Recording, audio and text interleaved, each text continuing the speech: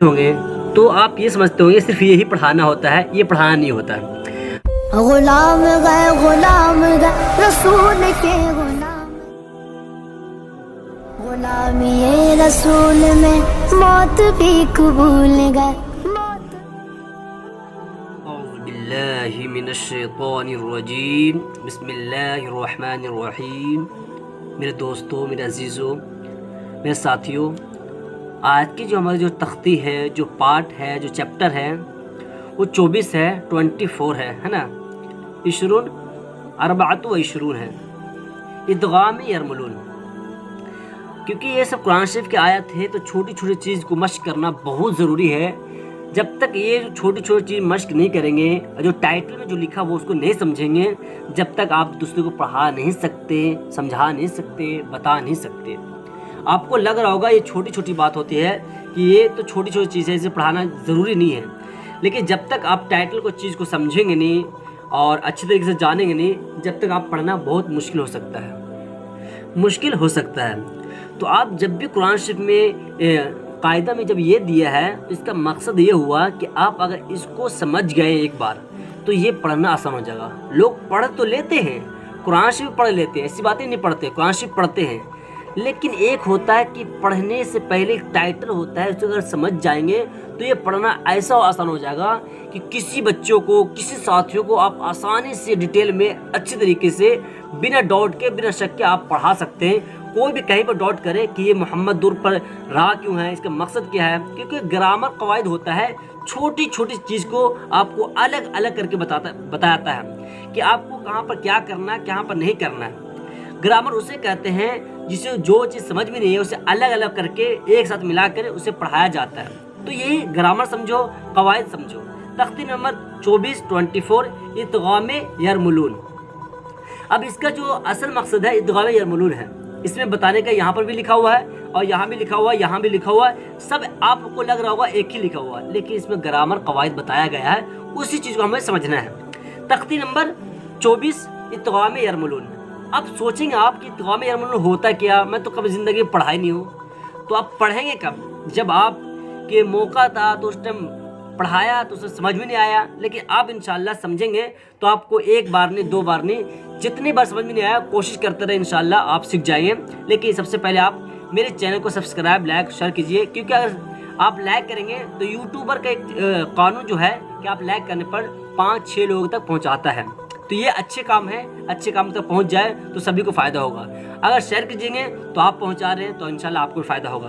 अगर सब्सक्राइब करेंगे तो मेरे जितने भी कुरान शरीफ के रिलेटेड, कुरान की जानकारी जितने भी है मेरे पास, और जितने भी खोजूंगा, जितने भी मुझे होगा, तो इंशाल्लाह मैं सभी चीज़ को आप हज़ार के सामने पेश करते रहूँगा। लेकिन आप लोग भी साथ देंगे तो, अगर आप लोग साथ देते हैं तो दुनिया के मुताबिक, दुनिया के लिहाज से आप मुख्यमंत्री, प्रधानमंत्री, नेता सब कुछ बना देते हैं, एक बड़े स्टार बना देते हैं आप लोग साथ देते तो आप लोग साथ मेरे दिन इंशाल्लाह मैं भी सुपरस्टार तो नहीं बन सकता, लेकिन एक इस्लामिक झंडा को, एक इस्लामी हवा को फैलाने के लिए कोशिश कर रहा हूँ। इंशाल्लाह आप साथ देंगे तो इंशाल्लाह मैं भी कोशिश जारी है कि इस्लाम को जो झंडा है, इस्लाम को जो हवा है, वो पूरी दुनिया तक पहुँचाने की कोशिश करूँ। आप साथ दें, इंशाल्लाह ज़रूर देंगे। तो तख्ती नंबर हमारे जो 24 इदगाम यरमुलून, तनवीन या नून साकिन का कायदा। तनवीन नून साकिन हम लोग पहले पढ़ चुके हैं तख्ती नंबर 8 में। तख्ती नंबर 8 में तनवीन नून साकिन दोनों 7 और 8 में पढ़ चुके हैं। तनवीन नून साकिन किससे कहते हैं? इसका कायदा नंबर 4 है। हुरूफ इदगाम 6 हैं, या, रा, मीम, वाव, नून। इनको हुरूफ यरमुलून कहते हैं। इनको क्या कहते हैं? हुरूफ यरमुलून कहते हैं। तनवीन नून साकिन के बाद हुरूफ यरमुलून में से कोई हर्फ आ जाए तो रा को रा और लाम की सूरत में बगैर गुन्ना मिलाकर पढ़ेंगे। इसको इदगाम बिला गुन्ना और इदगाम ताम भी कहा जाता है। अब इसे यहाँ पर बताया जा रहा है जैसे कारी एक आवाज़ निकालती है, बहुत अच्छी आवाज़, कि कहीं पर गुन्ना करता है, कहीं पर ठहर जाता है, कहीं पर खींचता है, कहीं पर नहीं खींचता है, और कहीं पर अच्छे अंदाज में, कहीं पर थोड़ा सा जल्दी में करता है। तो वो कवायद है, वो ग्रामर है, वो अपने अंदाज में, अपने तरीके से पढ़ने की कोशिश नहीं करता है। वो जो ग्रामर, जो कवायद उसमें बताया गया है, उस अंदाज में पढ़ने की कोशिश करता है और समझने की कोशिश करता है।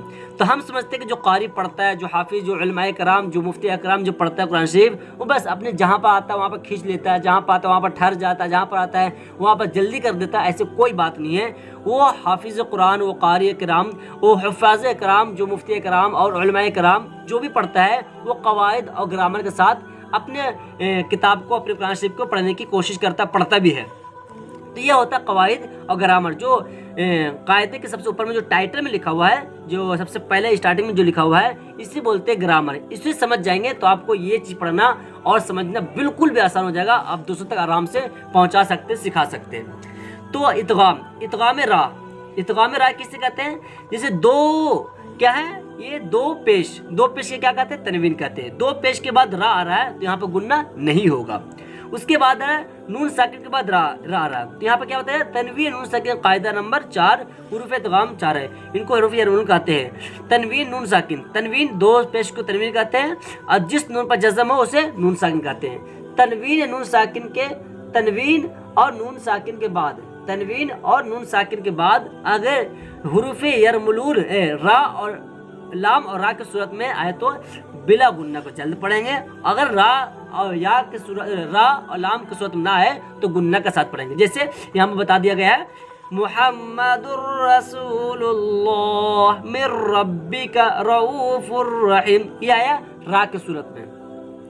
ये आया किसकी सूरत में? ये आया नून के लाम की सूरत में। मिल्लदुन्हु कुल्लुल्लाहु या कुल्लाहु रिज़्क़न लकुम उफ़्फ़िल लकुम। आपको दिख रहा होगा ना। अब ये है दो रा और लाम की सूरत में, तो बिला गुन्ना होगा। अब गुन्ना किसे कहते हैं तो आगे आप देखिए इंशाल्लाह समझ में आएगा। जैसे यहाँ पर या की सूरत में आया तो यहाँ पर गुन्ना होगा। ये इदगाम या है।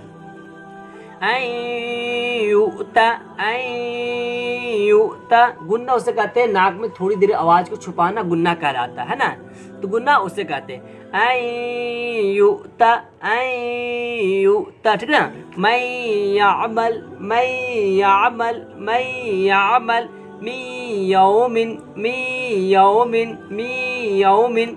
इलाहन वाहिदा रसूलुम मिनल्लाह मिन नबाइन, इसे कहते हैं गुन्ना। तो इस चीज़ का समझेंगे तो इंशाल्लाह जिस तरीके से कारी पढ़ता है इंशाल्लाह उस तरीके से आप पढ़ना सीख जाएंगे।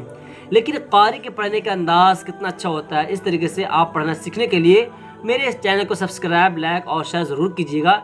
इंशाल्लाह मेरी कोशिश है यही रहती है कि मैं कुरान शरीफ की जितनी भी जानकारी है, जितनी भी जानकारी होने वाली है और जितनी जानकारी होगी, सभी चीज़ मैं आप लोगों तक पहुंचाने की कोशिश करूंगा और आप लोग समझने, सीखने और पढ़ने और पढ़ाने की कोशिश करते हैं। इंशाल्लाह बहुत फ़ायदा होगा।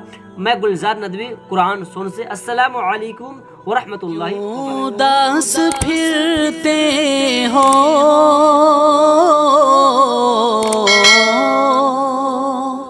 क्यों उदास फिरते हो, राहतें बुलाती हैं। आओ ऐ मुसलमानों मस्जिदें बुलाती हैं।